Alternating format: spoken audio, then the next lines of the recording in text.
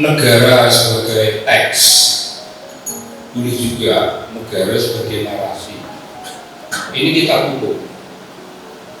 Tidak relevan sekarang bicara negara. Kita tutup, jangan dibaca sebagai narasi, jangan dibaca sebagai teks. Yang bisa dibaca hanya pemerintah dan rakyat.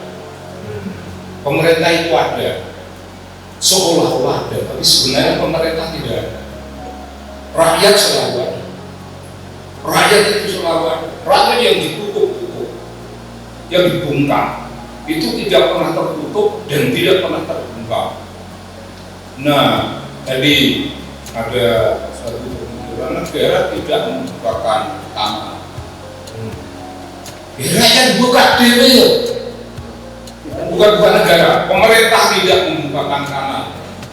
Dalam situasi seperti ini, rakyat itu bisa hidup tanpa pemerintah, bisa hidup tanpa pemerintah, karena bahkan melawan pemerintah. Pemerintah tidak membukakan tanah, tidak membukakan ruang diskusi. Dia tidak peduli. Tidak peduli itu pilihan dia. Dan rakyat punya pilihan, dan rakyat itu punya sikap. Rakyat tidak pernah bisa dibunuh. Rakyat tidak pernah bisa dibungkam. Dibungkam pun dia bersuara, bergema. Nah, yang namanya pemerintah jangan pernah bilang negara, bahkan kepala negara, hanya kepala pemerintah.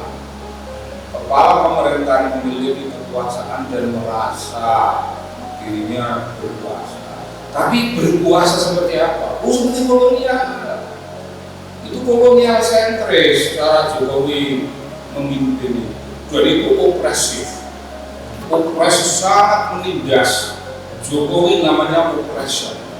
Kita rakyat di oppressed. Rakyat yang tertindas ini. Oh, tidak tertindas. Oh, kita ini rakyat ini kalau Taipei di luar. Taipei di luar. Takuwo ada apa? Sama dengan ucapan Minang. Jawa itu punya kesamaan dengan Minang. Orang Minang kalau Takuwo di luar, kalau Taipei di atas, di atas. Orang Jawa juga begitu, kalau kita terkurung itu, kita tidak berkira di luar. Kalau kita terhimpit, kita ada di atasnya yang menghimpit. Jokowi harus percaya kata-kata ini dalil ini bukan dalil yang kemarin sore kali, dan tidak keluar dari teori-teori politik Amerika. Teori-teori politik Amerika atau dunia membukakan kita punya perspektif dan menemukan sesuatu watak yang paling genuine, yang paling genuine dari rakyat Indonesia punya itu. Jadi kita tuh nggak ngemis supaya dibukakan tanah. Kita lihat DPR menjadi kandang bebek. Senayan itu kandang bebek. Ora apa-apa biyen ngono. Kita yang bukan bebek.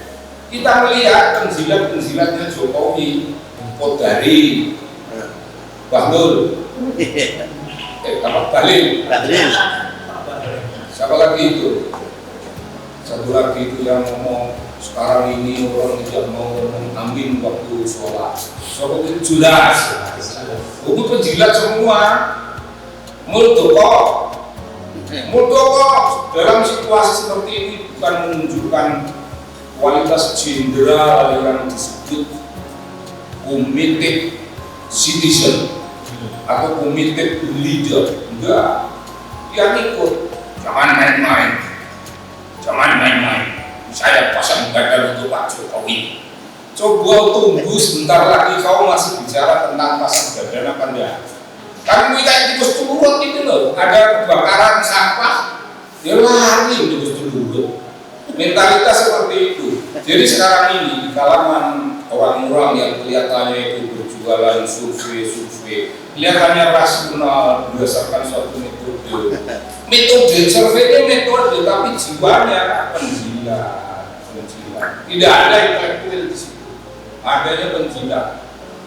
Ya, ini salah satu bentuk dari yang paling menggonggong, paling keras. Kita tidak takut kalah. Kita tidak takut kalau memang kalah. Kita ini orang yang taat pada aturan alam. Aturan alam tidak bisa dipakai persis seperti ini, makanya aturan metodologi Aturan itu dulu itu aturan dunia akademik. Tapi kalau dunia akademik ini penuh keculasan, mari kita perhatikan aja sesama. Prabowo punya elektabilitas itu tidak pernah naik untuk berbulan-bulan lamanya, macet karena kenaikan itu dibuat. Belum bicara elektabilitas, ini baru tentang elektabilitas, macet elektabilitas. Beberapa detik sebelum pemilu itu masih macet, tapi 1 detik kemudian setelah apa yang namanya coblosan, aku ada penghitungan dan sebagainya, itu langsung keluar keunggulan. Keunggulan dari mana ini? Rakyat itu sekolahan. Kalau rakyat pada umumnya kurang sekolah, tapi kan ada profesor, banyak profesor, dan profesor kampus melawan itu dituduh sebagai orang yang melakukan Suloyo bahwa mereka itu melawan karena ada kepentingan elektabilitas. Makamu elektabilitas apa? Profesor Gajah Mada, profesor UI, profesor berbagai tempat undip dan orang ya apa namanya ini itu kepentingannya apa? Mereka itu orang yang hidupnya itu cukup, punya gaji, tidak perlu menjilat-jilat, dan mereka sebagai orang yang sudah punya gaji yang cukup atau dicukup-cukupkan, itu sudah cukup membuat diri mereka sebagai gulungan intelektual. Gulungan intelektual itu manusia-manusia yang concern terhadap teka-teki metafisika, terhadap teka-teki dunia politik, terhadap teka-teki dunia kebudayaan. Ini tidak ada, yang ada itu politik yang manipulatif, politik yang di bawah komando kolonial sentris yang opresif. Kita tidak pernah takut. Sejarah kita itu penuh dengan model perlawanan dari rakyat yang kelihatannya pada tidur, kelihatannya pada takut. Oh, tapi perlawanan. Kemarin itu sudah banyak tanda Jokowi berlebihan datang ke Jawa Tengah. Tapi rakyat Jawa Tengah memang ada yang memperhatikan Jokowi. Enggak ada. Rakyat Jawa Tengah apa? Ibu-ibu. Pak Jokowi, kita ini milih Ganjar ya Pak Jokowi. Apakah itu bukan berarti dicangar? Jokowi dicangar itu. dipermalukan secara langsung, dan orang-orang terhormat bicara tentang Satrio Wirang. Apa Jokowi Satrio? Satrio Wirang kok mulia teman dia. Dia bukan Satrio. Dalam posisi seperti ini, itu kolonial, mentalitas kolonial. Dia menghilangkan negara sebagai teks, dia menghilangkan negara sebagai narasi. Dia juga menutupi kekuatan rakyat, itu kekuatan narasi.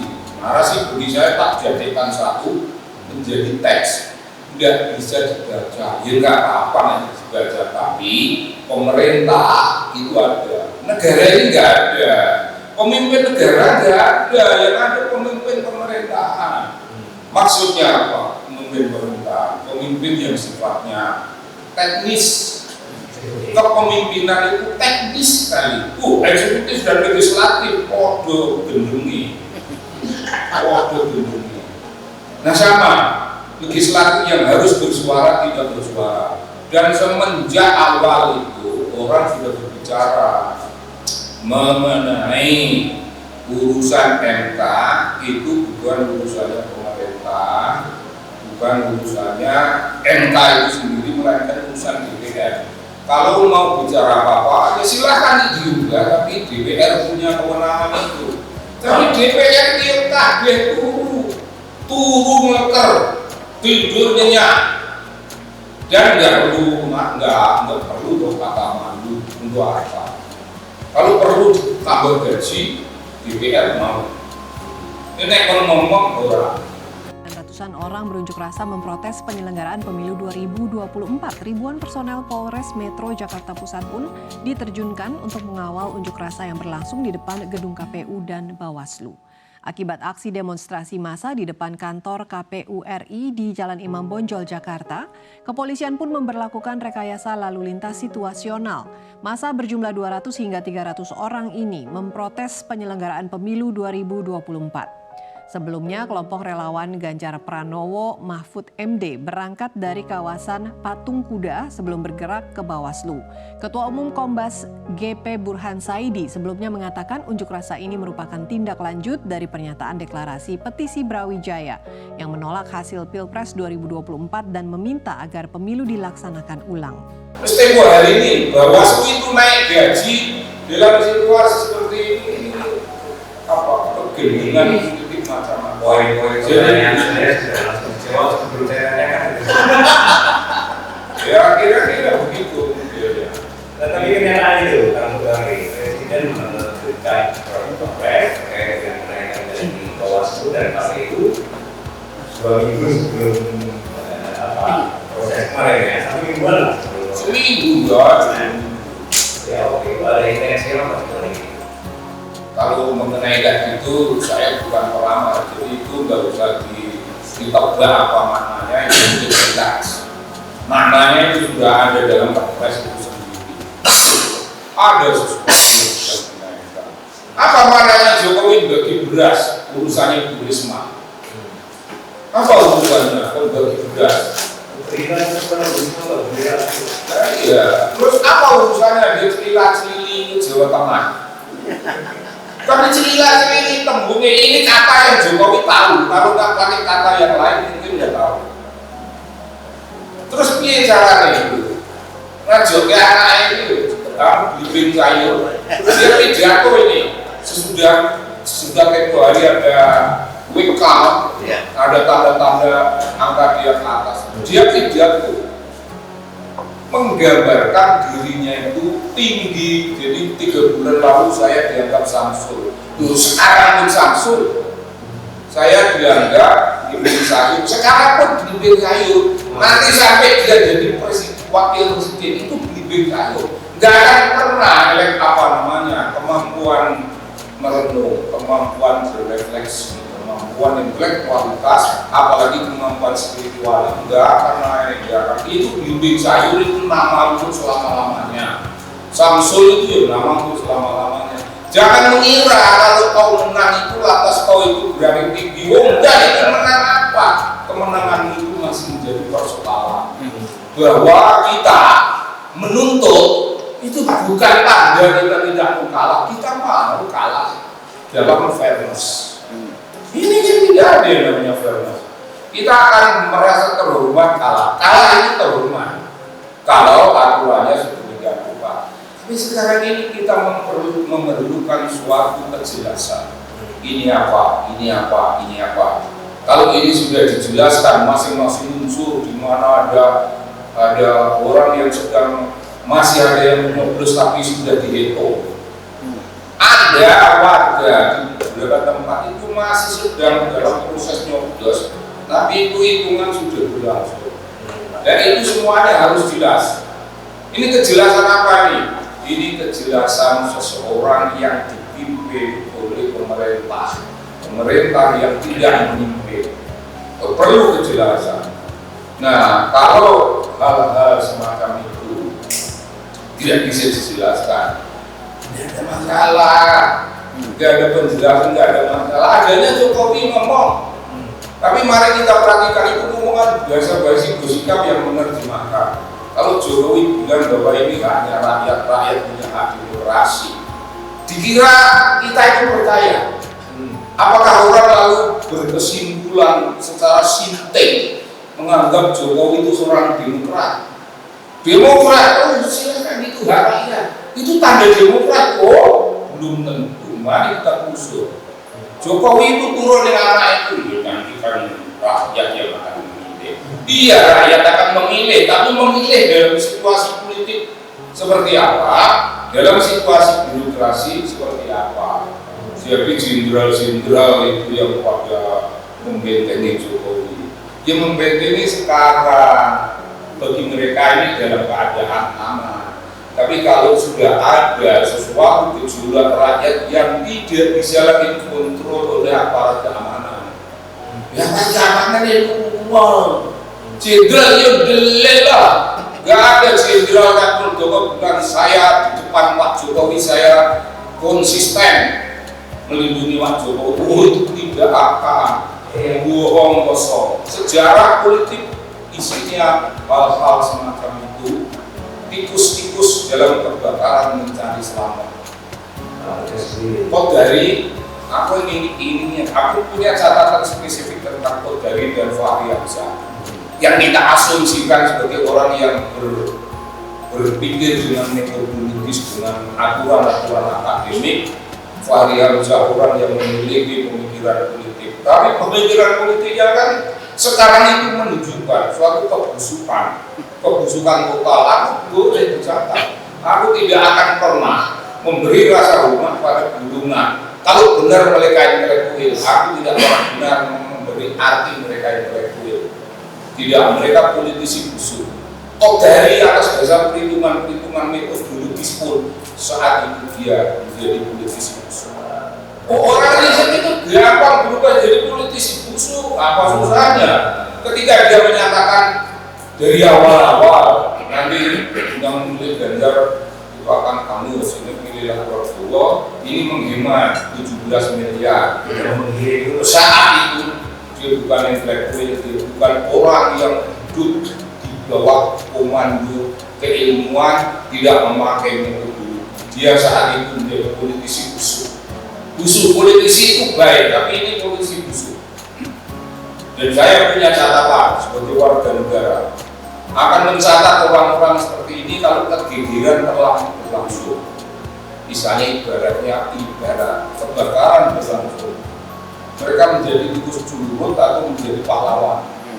Saya tetap bersama Jokowi. Saya ingin tunggu itu.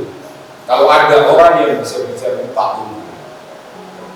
Saya ikut Mbak Mega lah. Apakah saya di belakangnya, apa saya di sampingnya jauh, apa saya di depannya jauh, itu enggak penting. Tapi saya berada dalam aura.